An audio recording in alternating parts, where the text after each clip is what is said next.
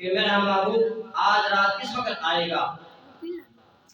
ऐ जिब्राइल जल्दी जा, मेरे महबूब को लेकर आ। जिब्रील इस्लाम ने की या अल्लाह कहाँ जाऊं, क्या करूं। अल्लाह तबारक ने फरमाया कि ऐ जिब्राइल जा, मेरा महबूब अपनी फुप्पू के घर हज़रत उम्मे हानी के घर तशरीफ फरमा है, आराम कर रहा है, आराम फरमा रहा है अपने फुप्पू के घर हज़रत उम्मे हानी, उनके घर आप तशरीफ फरमा थे, आराम कर रहे थे।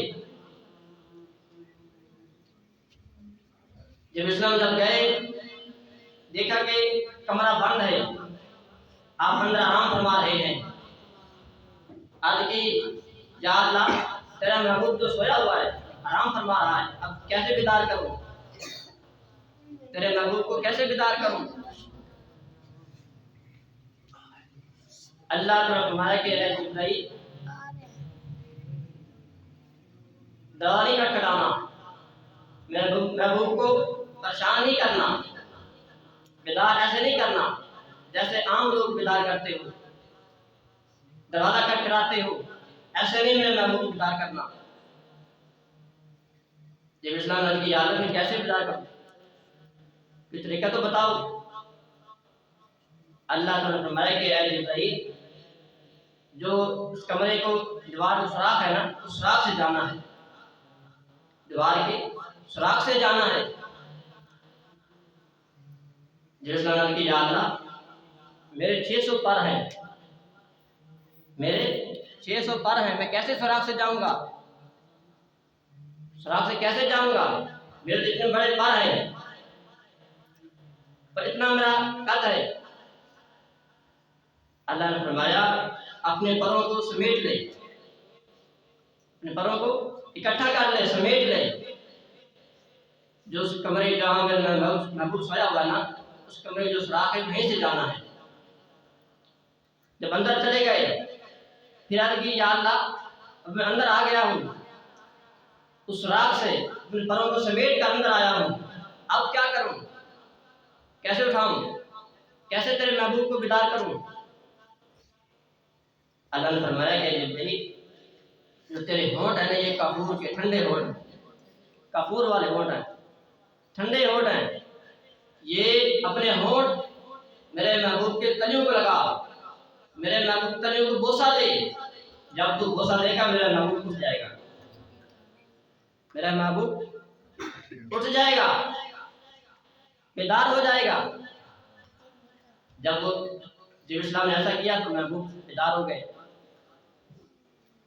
नबी पाक ने फरमाया जिब्रील ये क्या कर रहा है। आज की या रसूलुल्लाह अल्लाह का हुक्म हुआ है, अल्लाह का हुक्म हुआ कि ऐसे बेदार करना है। नबी पाक ने फरमाया कि इस रात वक्त कैसे आया, रात वक्त अचानक कैसे आ गया, कि भाई नाज़िल हुई क्या हुआ। जिब्रील इस्लाम ने की या रसूलुल्लाह रब आपका मुश्ताक है, तो कह रहे मेरे महबूब मेरे पास ले आ, आज अपने महबूब का दीदार करना चाहता हूँ, मिलना चाहता हूँ, कितना अर्सा हो गया दीदार नहीं हुआ, आज मैं आमने सामने देखना चाहता हूँ, आमने सामने देखना चाहता हूँ। फिर कैसे जाएंगे। जब इस्लाम अल्लाह के बारगाह में अर्ज़ की या अल्लाह अब सवारी क्या होगी, कैसे की सवारी आएंगे, क्या सीढ़ी लगाएंगे, क्या करेंगे, कैसे लेकर आऊंगा। अल्लाह ने फरमाया कि जिब्रील जा जन्नत से एक बुराक लेकर आ, जन्नत से एक बुराक लेकर आ, उस बुराक पे मेरे महबूब को मेरे पास ले आ। जब इस्लाम जब जन्नत में गए, काफी बुराक थे जन्नत में, वो सोने और सेहतमंद, एक बुराक जन्नत के एक नुक्कड़ में कोने में रो रहा था, तो था भी कमजोर। जिब्रील इस्लाम ने उसको पकड़ा, उसके लेकर आने लगे, तो उससे पूछा, वो खुश हो गया, वो बुराक जो रो रहा था वो खुश हो गया। जब इस्लाम ने पूछा कि अब खुश क्यों हो गया तुझे कैसे पता चला, तुझे कौन सी खुशी आ गई? उसने कहा मैं इतने अरसों से, इतने सदियों से रो रहा था, ये आरज़ू कर रहा था काश मेरे कंधे के ऊपर मेरा आखिरी नबी सवार हो, मेरे कंधे के ऊपर आखिरी नबी सवार हो। जिब्रील जब तू मुझे लेकर जा रहा है, मुझे आज खुशी इसलिए हो रही है कि मैं अपने हबीब का सवार बनूंगा, अपने हबीब का सवार बनूंगा, आखिर ज़मान का नबी का सवार बनूंगा, वो मेरे ऊपर सवारी करेंगे। फरमाते हैं कि वो बुराक कमजोर था, जब नबी पाक सवार हुए वो सेहतमंद भी हो गया और तेज भागने लगा। फरमाते हैं कि बुराक किसे कहते हैं? यकादुल बर्क़ु यख़्तफ़ु अबसारहुम, पर कहते हैं ऐसे जैसे बिजली जाती है तेज, जैसे बिजली तेज आती है, एक सेकंड में बल्ब ऑन होता है, वो कहते हैं इससे भी ज्यादा तेज था बुराक, उसकी स्पीड इससे भी ज्यादा तेज थी। उसका एक कदम एक पाँव अर्श पे होता था, एक पाँव अर्श पे होता था, एक कदम अर्श पे होता था, एक एक कदम करता गया। जब पहुंचा सिदरतुल मुंतहा पर, तो जब इस्लाम ने अर्ज़ की या रसूलल्लाह मेरे पहुंच यहाँ तक है, मेरी पहुंच यहाँ तक है, आगे मैं नहीं जा सकता, अगर मैं एक बार भी आगे चला गया तो जल के राख हो जाऊंगा। आगे सिदरतुल मुंतहा एक बेरी का दरख्त है, उसे कहते हैं सिदरतुल मुंतहा, वहीं तक मेरी बस, मैं आगे नहीं जा सकता। जिब्रील ने कहा या रसूलल्लाह अब आगे, तब नबी पाक ने फरमाया कि जिब्रील जहाँ तक तेरी आखिरी हद है वहां से मेरी इब्तिदा होती है, वहीं से मेरी इब्तिदा होती है, तेरी इंतहा है मेरी इब्तिदा है। जब नबी पाक आगे गए, फरमाते हैं कि करोड़ों की तादाद में फरिश्ते हैं, करोड़ों की तादाद में फरिश्ते हैं जो आरज़ू कर रहे थे या अल्लाह अपने हबीब का दीदार करा, हमें अपने हबीब का दीदार करा। देखो कहते हैं उलमा के सुबह शाम 70,000 फरिश्ते सुबह आते हैं नबी पाक का दीदार करने के लिए, रोज़े पाक का 70,000 शाम को आते हैं, और जो फरिश्ते सुबह आते हैं पर उनकी क़यामत तक बारी नहीं आई, एक बार फरिश्ते आ गए अब उनकी दोबारा क़यामत तक बारी नहीं आएगी नबी पाक के रोज़े के दीदार के लिए। अब जब सिदरतुल मुंतहा पे पहुंचे, अब फरिश्ते जो बाकी फरिश्ते थे अब वो अपने पर बिछाए हुए थे, अपने परों के साथ सीढ़ी बनाई हुई थी, उन्होंने अपने परों की सीढ़ी बनाई हुई थी, नूरानी फरिश्ते। अब नबी पाक उनके परों के ऊपर चढ़ कर जा रहे हैं। जब सातवें आसमान पे पहुंचे, कुरान कहता है माला वल बसर वमा तवा वलक़द राअ मिन आयति रब्बिल कुबरा अफ़रअय्तुमुल लात वल उज़्ज़ा व मनात अस्सालिसतल उख़रा अलकुम ज़कर व लहुल उन्सा तिल्का इज़न क़िस्मतुन ज़ीज़ा। जब रब की और अपने हबीब की आपस में दीदार हुआ, मुलाकात हुई, माता वल बसर आपस में देखा एक दूसरे को। फरमाते हैं कि उलमा इसी रात को जब मुलाकात हुई, जब हमारे नबी आने लगे, अल्लाह ने फरमाया ए हबीब तू मेरे पास आया है, मुलाकात की है, अब जब दोस्त के पास जाता है तो कोई तोहफा लेकर आता है, दोस्त खुशी में आकर तोहफा देता है, तुझे मैं तोहफा ना दे दूं, तुझे तोहफा ना दे दूं, तू काफी अरसे बाद मेरे पास आया है, नबी की याद रख कौन सा तोहफा अता करेगा। अल्लाह ने फरमाया कि मैं तुझे तेरी उम्मत के लिए एक तोहफा देना चाहता हूँ, जो हम ये नमाज पढ़ते हैं, ये आज रात ये तोहफा मिला था नबी पाक, तोहफा ये नमाज और रोजा भी आज रात मिला था। जब तोहफा लेकर आए, रास्ते में मूसा अलैहिस्सलाम खड़े थे, मूसा अलैहिस्सलाम ने पूछा कि अल्लाह के नबी कितने नमाज़ें लेकर आए हो? अर्ज़ की ऐ मूसा 50 नमाजें, कितनी? 50 नमाजें और 6 महीने के रोजे लेकर आया हूँ। मूसा सामने फरमाया कि अल्लाह के हबीब, आपकी उम्मत 50 नमाज नहीं पढ़ेगी और 6 महीने के रोजे नहीं रखेगी, जाओ वापस नमाजें कम करा कराओ, नमाजें कम कराओ।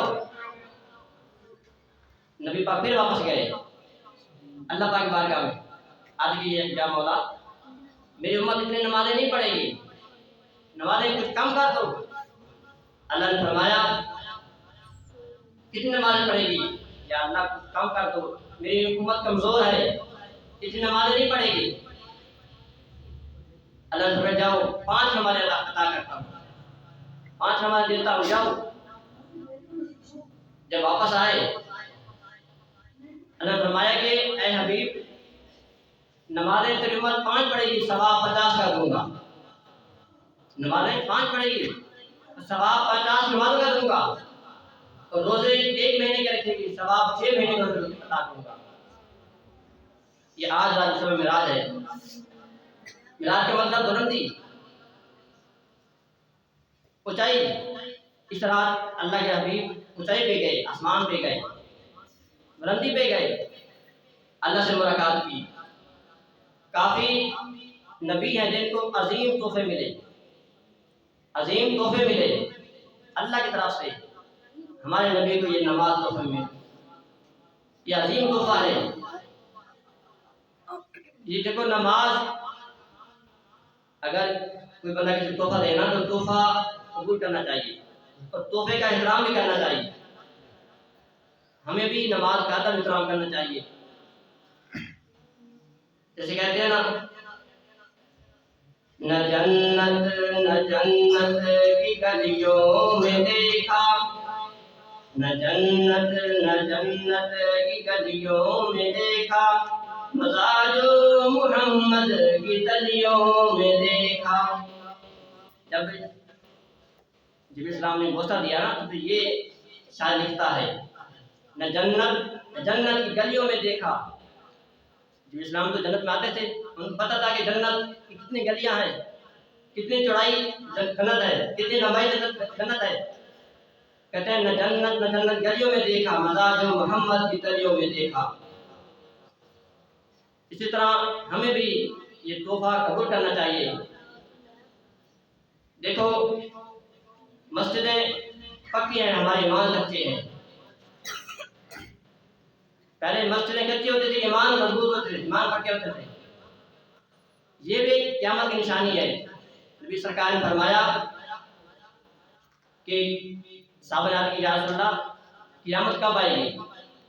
नबी पाक ने फरमाया कि क़यामत पर मैं आपको नहीं बताता, लेकिन उसकी निशानियां बता देता हूँ। जब वो निशानियां आपके सामने आ जाएंगी, समझ लेना कि क़यामत करीब है, क़यामत करीब है। उसमें यह भी निशानी है कि मस्जिद में नमाजी नहीं होंगे, मस्जिदें बड़ी होंगी, नमाजी थोड़े होंगे, मस्जिदें पक्की होंगी, नमाजी कच्चे होंगे।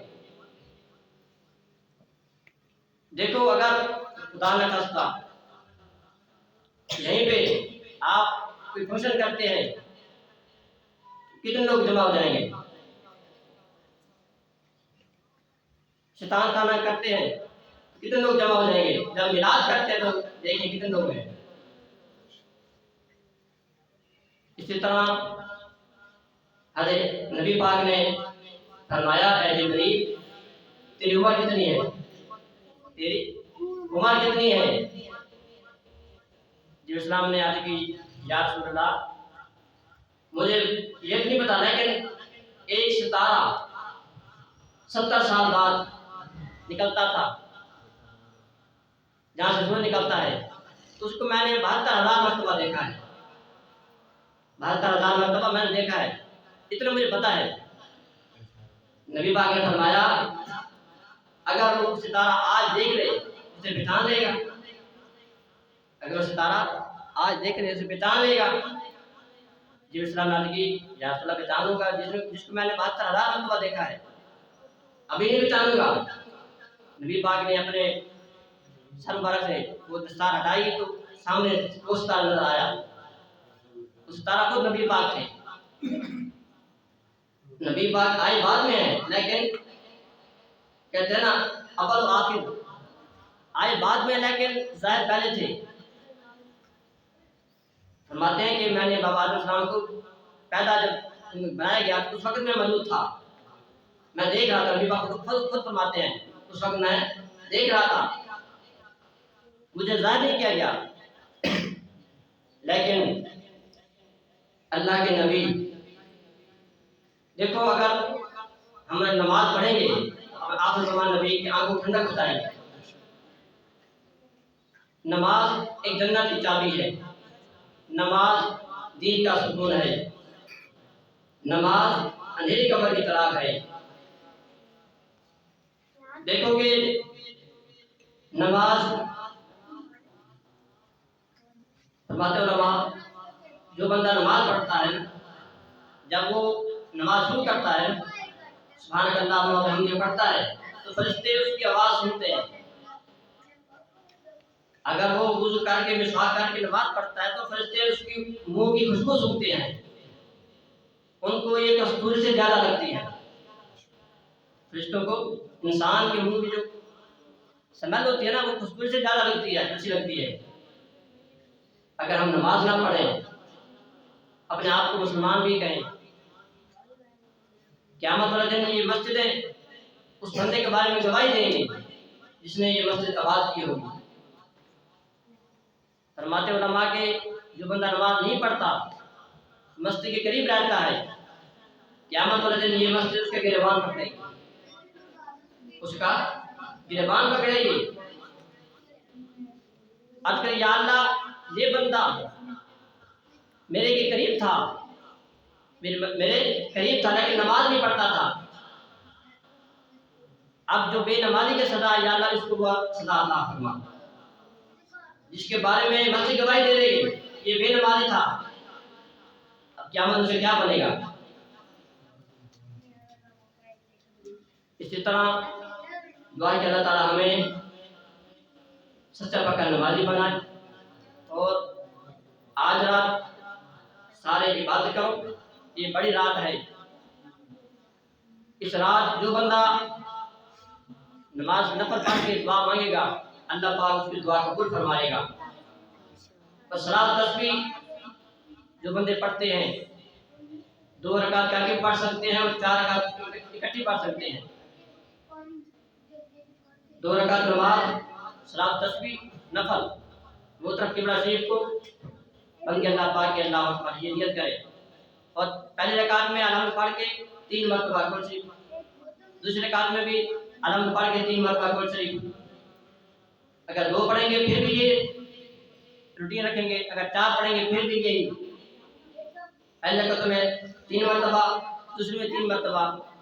ये नहीं है कि पहली रकात में आप कुल शरीफ 2 मरतबा पढ़ लें और दूसरी रकात में 4 मरतबा, ये नहीं। पहली रकात में भी 3 मरतबा कुल शरीफ अलहम्द पढ़ने के बाद, दूसरी मरतबा भी दूसरे रकात में अलहम्द पढ़ने के बाद 3 मरतबा कुल शरीफ, तीसरे रकात में भी कुल शरीफ 3 मरतबा, चौथी में भी 3 मरतबा कुल शरीफ। ये 4 रकातें सलात तस्बीह की होती हैं।